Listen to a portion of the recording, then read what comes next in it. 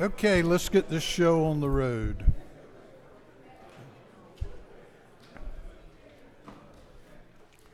All right, we don't have a new consideration calendar. So you should have the bills on your desk that have been, that will be considered tonight. And rather than going through everything in the interest of time, I'm going to call some bills, and if you're in your seat, if you will address them, and if you're on the wall, if you'll take the podium. House Bill 110, Mr. Kirby. Thank you, Mr. Chairman. House Bill 110 simply restores the employer's decision on how they pay the employees. Tell us a little more. All right. I wanted to be brief, sir. Several years ago, when a lot of people went to the pay card and we had to add that on there in the judicial process, judges had said then it became the employee's decision. So this gets it back where employers determine of the 4 ways that we approved of employees to be paid, it'd be their decision on how they pay them. And that's all it really does. Are there any questions? Thank you. Mr. Werkheiser, tell us about House Bill 264. House Bill 264 changes the way that our ambulance service providers are chosen and reviewed for the 10 districts that serve our state. Are there any questions? I see no questions. Thank you. Mr. Tanner, tell us about House Bill 514.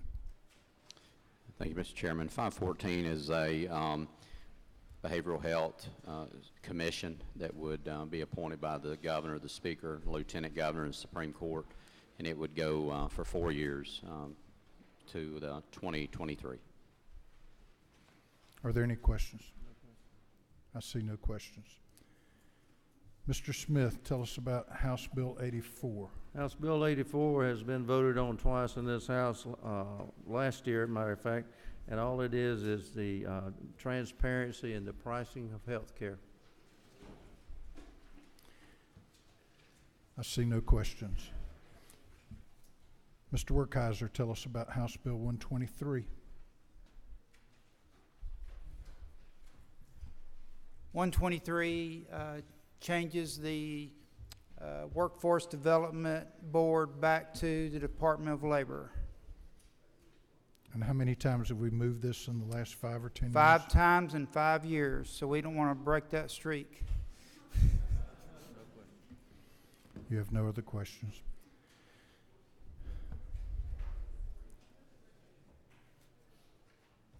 Is Mr. Saines in here?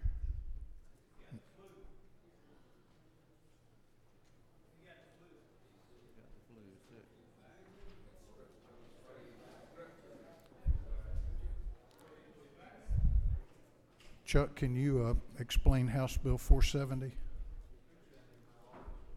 This is the DNA. Thank you, Mr. Chairman. The House Bill 470 involves DNA that is collected after a person is convicted of a crime or enters a first offender plea. What this bill would do is it would be accessible by the GBI for while that person is serving the sentence, but at the completion of the sentence, it would be withdrawn from the system if the person successfully completes their sentence. This is a very important bill this year because some of this evidence has been recognized, and these DNA hits are used to realize sometimes individuals have committed other crimes, and so it's a very important bill. I see no questions. If Mr. Saines is not back from the flu, will you be prepared to present it? Okay. Chairman Ballinger, tell us about House Bill 478.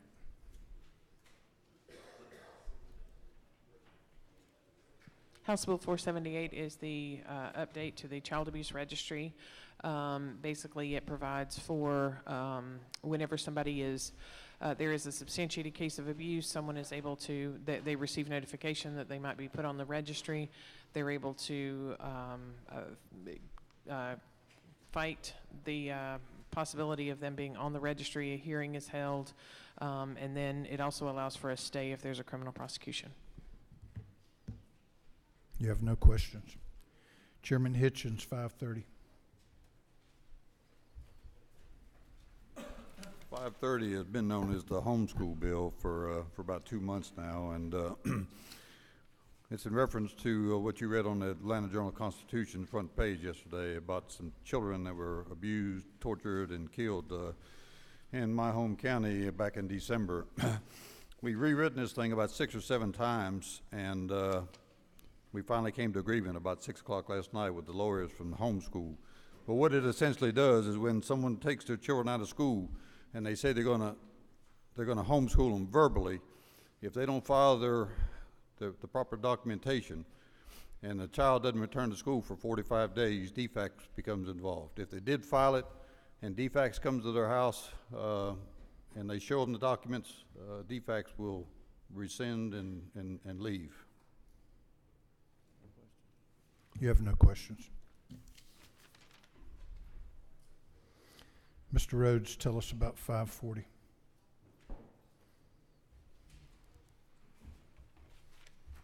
Thank you, Mr. Chairman. House Bill 540 brings the Georgia Low-Income Housing Tax Credit in line with the majority of state LIHTC laws by including the insurance retaliatory tax among the credits against the premium tax. This will increase the amount of capital available for low-income housing projects in Georgia by opening up the usage of the credit to insurance companies subject to the retaliatory tax. And this will have no fiscal impacts as credits are capped annually based on the federal allocation.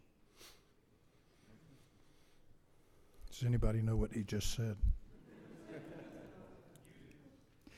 Mr. Carson can help us. Okay, Mr. Hill, tell us about Kratoms.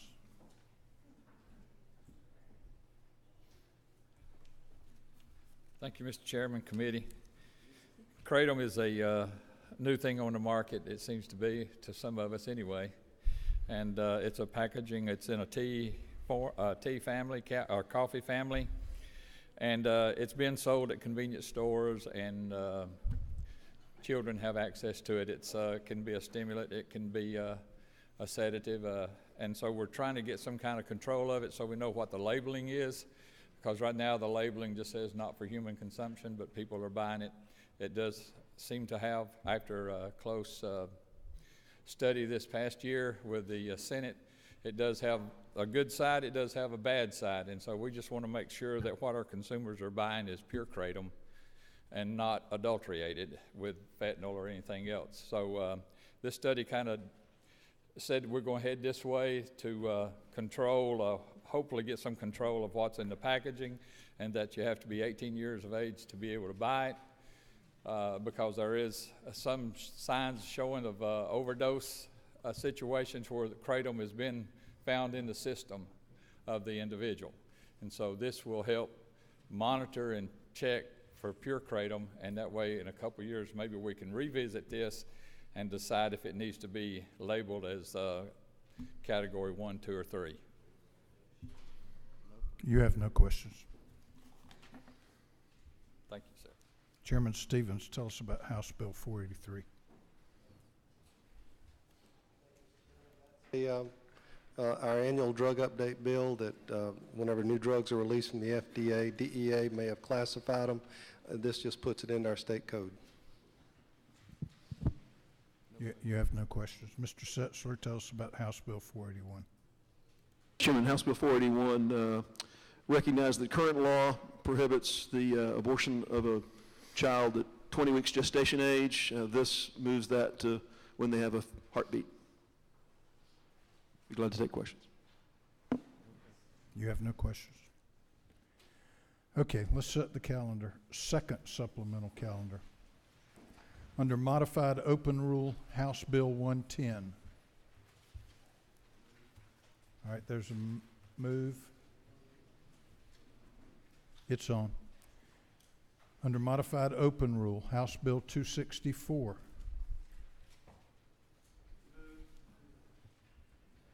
It's on. Under modified open rule, House Bill 514. It's on.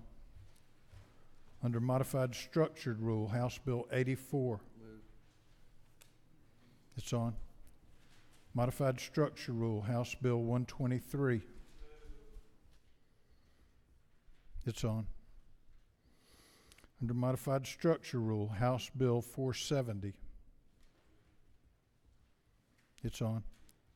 Modified Structure Rule, House Bill 478. It's on. Modified Structure Rule, House Bill 530. It's on. Modified Structure Rule, House Bill 540.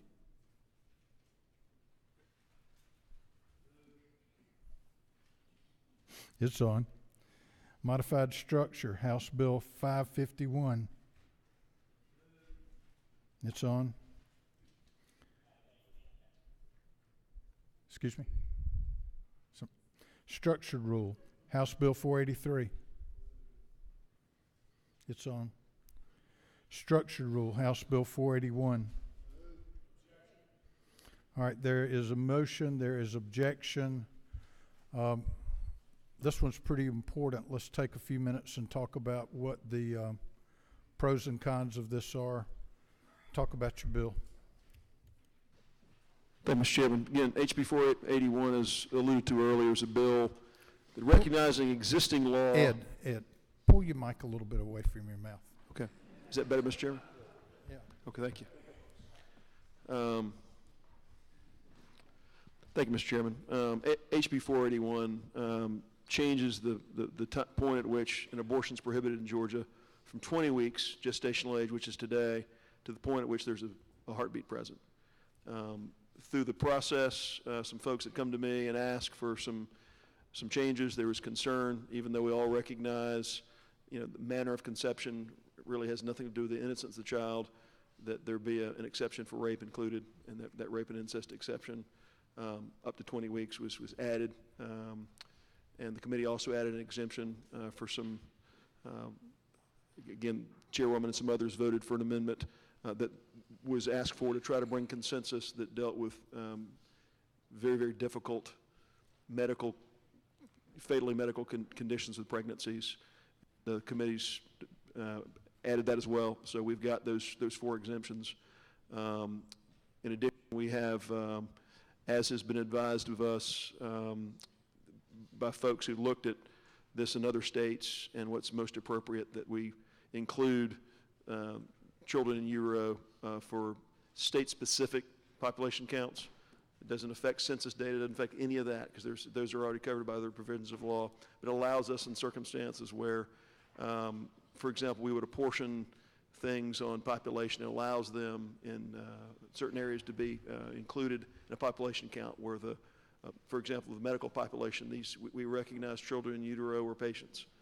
And this allows that to be included as a consideration in the distribution for statewide population counts. And lastly, also includes children as tax exemptions for their parents. That's what the bill does. I'd like to take questions.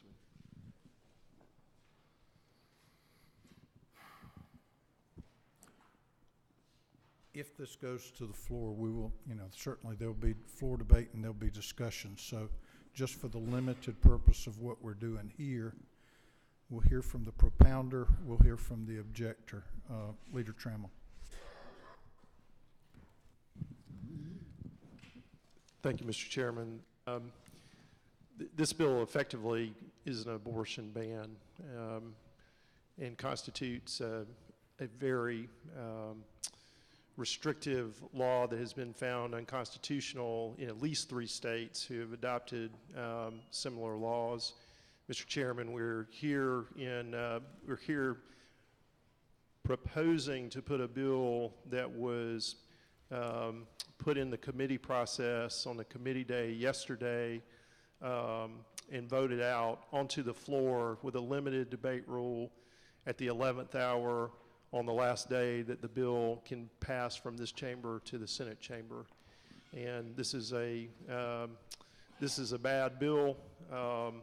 And to the extent that this is a measure that this House and General Assembly wants to entertain and take up, it certainly deserves a more thorough vetting in the committee process and the opportunity to offer amendments and, you know, frankly, the right of every member to be heard on this matter. Mr. Chairman. Okay. We've got a motion, we've got an objection, so all in favor of moving it to the floor, raise your hand.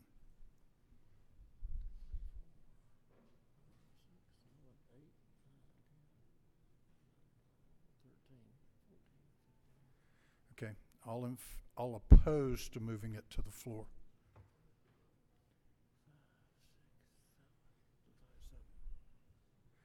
It's on the floor. Did you want to make a motion? Thank you, Mr. Chairman. I would make a motion pursuant to Rule 3.3 that the time for floor debate on this measure be set at 3 hours. All right, if y'all will recall that when we set the calendar for today, we said that all measures would be limited to 1 hour. And what Mr. Trammell's motion is to make an exception for this bill, that it be changed to 3 hours. Is there a second? So second. Okay. Is there objection? All right. All in favor of the motion of extending floor debate on this bill to 3 hours, raise your hand. All opposed? It fails. Yes, sir. Mr. Chairman, I'd like to make a second motion pursuant to Rule 33.2 that this bill be moved from structured rule to open rule to permit amendments. Is there a second? Second. All right, there's a motion and a second to move the bill from structured rule to open rule to permit floor amendments. Is there objection? Seems like some objections from the back of the room. Y'all can't object.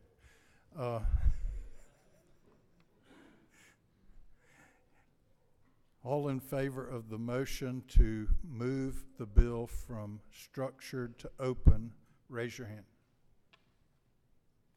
All opposed? It fails.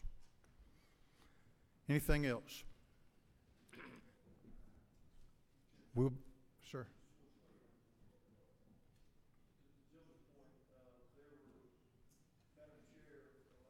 No, we can discuss that later. Now, we're not debating here. All right, we are adjourned, and I think session will restart as soon as we get there.